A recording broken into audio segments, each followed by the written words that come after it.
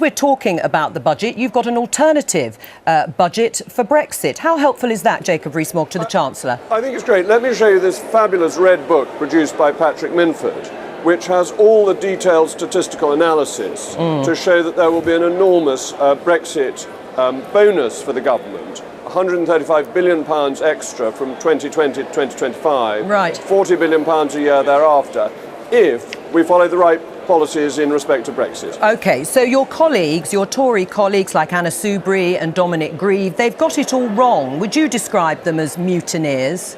No, I wouldn't. I voted against the government on European issues in the past, and I think it would be unfair of me to criticise people who have held pro-European views their whole life for the stance they're currently taking.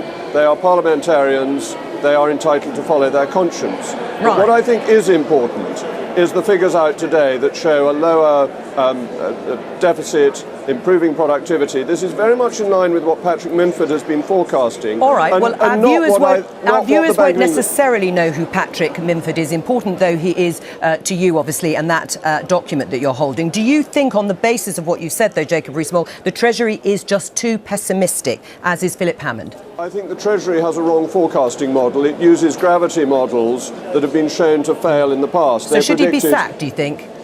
Should who be sacked? Philip Hammond. Is he just not the right man for the job at the time of Brexit? No, the Treasury models predate Philip Hammond. They are long-standing models that have been consistently wrong.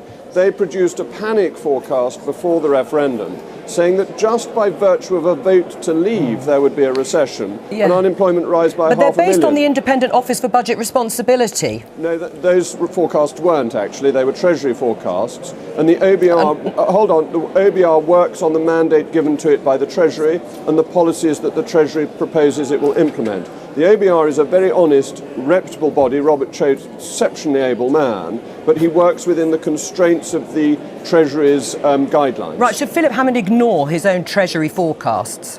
Yes, of course he should. The Treasury forecasts have been consistently wrong. George Osborne politicised them, Gordon Brown politicised them, and he is now left, Philip Hammond is left with inaccurate forecasts. And we see week in, week out, better figures, often reported, dare I say, by the BBC in spite of Brexit, better figures than all these gloomsters were producing, all these Eeyores. All right, well, on that note of Eeyores, we'll leave it. Jacob Rees-Mogg, thank you very much for joining us on The Daily Politics.